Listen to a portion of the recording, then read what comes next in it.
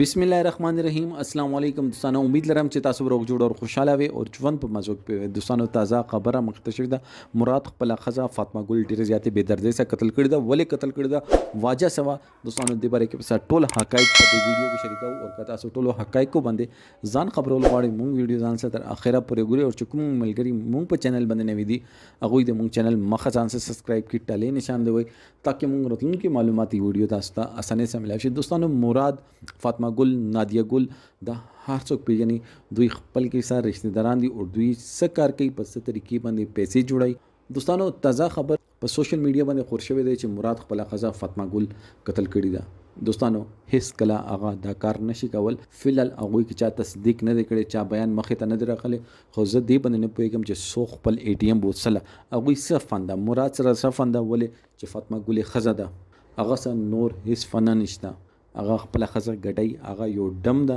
او هغه باندې هغه پیسې جوړي یا پرې چا طرف نه تصدیق نه دي شوی سوشل میډیا باندې چا بیان نه دی راغلی خو زه د خبرې کې تاسو ته اشوټي درکام چې دا خبره به دروغ رخي ډیر ځل به هغه بیان هم مخې ته رسي